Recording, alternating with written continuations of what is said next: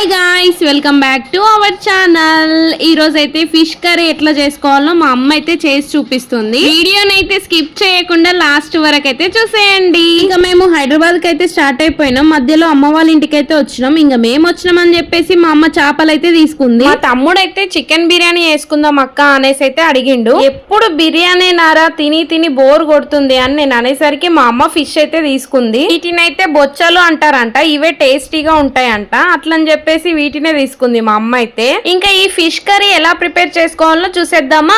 ముందుగా అయితే fish curry కోసం మసాలాను అయితే ప్రిపేర్ చేసుకోవాలి కదా. మెయిన్ గా మసాలానే కదా ఫిష్ కర్రీలో. దానికోసం అయితే కొద్దిగా కాల్చిన కొబ్బరి, ఇంకా పల్లీలు, యాలకులు, దాచం చెక్క, లవంగాలు, కొన్ని పుట్నాలు, ఇంకా మెంతులు, కొన్ని ధనియాలు, కొద్దిగా జీరానైతే తీసుకొని లైట్ గా వేంపుకొని దీన్ని అయితే మిక్సీ పట్టుకోవాలి మెత్తగా. తర్వాత అయితే కొన్ని పచ్చి ఆనియన్స్ ని తీసుకొని చిన్న చిన్నగా కట్ చేసుకొని వీటిని కూడా మెత్తగా గ్రైండ్ చేసుకోవాలి. ఆనియన్స్ ని మెత్తగా గ్రైండ్ చేసుకున్న తర్వాత స్టవ్ మీద అయితే ఒక కడాయిని అయితే పెట్టుకోవాలి. ఫిష్ కర్రీ కాబట్టి ఇట్లా పెద్దగా ఉంటే బాగుంటుంది కడాయి అనేది. ఇట్లా ఉంటే ఏమైతుందంటే ఫిష్ పీసెస్ అనేది విరిగిపోకుండా ఉంటుంది. ఈ కడాయిని అయితే మా అమ్మ ఫిష్ కర్రీ కోసమే స్పెషల్ గా తీసుకుంది. దీనిలో ఎప్పుడు చేసుకున్నా దీంట్లోనే చేసుకుంటాం మేము ఫిష్ కర్రీ అయితే. ఫస్ట్ అయితే కడాయి పెట్టుకున్న తర్వాత దాంట్లో అయితే మనకు కావాల్సినంత ఆయిల్ అయితే పోసేసుకోవాలి. కొద్దిగా ఆయిల్ హీట్ అయిన తర్వాత మెత్తగా గ్రైండ్ చేసుకున్న ఆనియన్ పేస్ట్ అయితే వేసేసుకోవాలి. ఆనియన్ పేస్ట్ వేసుకున్నాక మాడొస్తుంది కాబట్టి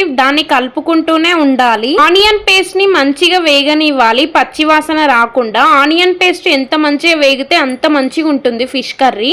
ఆనియన్ పేస్ట్ మంచిగా వేగిన తర్వాత దీంట్లో తగినంత పసుపునైతే వేసుకోవాలి. తర్వాత మంచిగా కలుపుకోవాలి. ఇది కొద్దిగా మగ్గిన తర్వాత మనకు తగిన మోతాదులో, అంటే మనం ఇంట్లో రెగ్యులర్ గా కర్రీస్లలో వాడతాం కదా, అదే విధంగా కారం అయితే మనకు కావాల్సినంత వేసుకోవాలి. కర్రీస్లలో కారం ఎంత తక్కువ వేసుకుంటే అంత టేస్టీగా ఉంటాయి. కొంతమంది అయితే ఎక్కువ తింటారని చెప్పేసి ఎక్కువ వేసుకుంటారు కారము. కారం ఎక్కువ తింటాము ఏమో గానీ కారం ఎక్కువ వేసుకుంటే టేస్టే ఉండవు అసలు కర్రీస్ అయితే. ఇంకా నెక్స్ట్ వచ్చేసి ఫస్ట్ లో మనం ప్రిపేర్ చేసుకున్న మసాలాను అయితే ఇందులో వేసేసుకోవాలి. ఇంగ్రీడియంట్స్ వేసుకున్న వెంటనే మంచిగా కలుపుకోవాలి, లేదంటే కడాయి మాడొస్తుంది అనమాట కింద.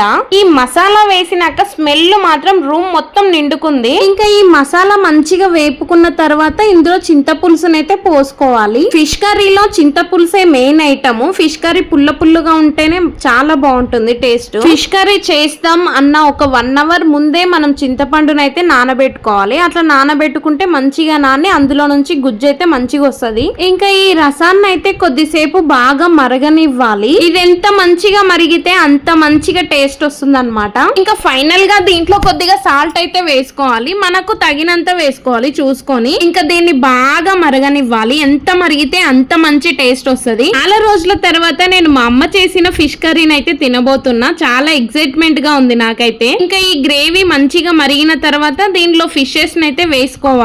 అమ్మ అయితే కర్రీ సైలెంట్ గా చేస్తుంది. నా వాయిస్ వస్తుందేమో అని చెప్పేసి ఏ సౌండ్ రాకుండా అయితే చేస్తుంది. అమ్మ నేను వాయిస్ కట్ చేసుకుంటానే అని చెప్పినా కూడా వినకుండా అట్లనే అలవాటు అయిపోయి చేస్తుంది. నా మమ్మీ వాళ్ళు చాలా ఇన్నోసెంట్స్ కదా. మా అమ్మ చేసిన కర్రీని అయితే నేను ఫస్ట్ టైం యూట్యూబ్ లో పోస్ట్ చేస్తున్నా. ఇంకా ఫిష్ పీసెస్ ని గ్రేవీలో అయితే వేసుకున్న తర్వాత కొద్దిసేపు అయితే స్టవ్ ని మీడియం లో పెట్టి ఉడికించుకోవాలి. కొద్దిసేపే ఉడికించుకోవాలి. ఎక్కువసేపు పెడితే పీసెస్ మరీ మెత్తగా అయిపోతే టేస్ట్ అనేది ఉండదు ఫిష్. తమ్ముడు అయితే కొన్ని ఫిష్ ఫ్రై కూడా చెయ్యక్క అని అయితే అడిగిండు. బట్ ఫిషెస్ కొన్నే ఉన్నాయని చెప్పేసి మా అమ్మ అయితే మొత్తం కర్రీ చేసేసింది. కర్రీ స్మెల్ అయితే వేరే లెవెల్ ఉంది. ఇంకా టేస్ట్ విషయానికి వస్తే చెప్పాల్సిన అవసరమే లేదు. ఈ ఫిష్ కర్రీలోకి మా అమ్మ కొన్ని జొన్న రొట్టెల్ని కూడా చేసింది. ఇంకా జొన్న రొట్టెలు ఫిష్ కర్రీని అయితే కుమ్మేస్తాం మేము. కర్రీ అయితే చాలా బాగుంది. మీరు కూడా ఒకసారి ట్రై చేయండి. బాయ్.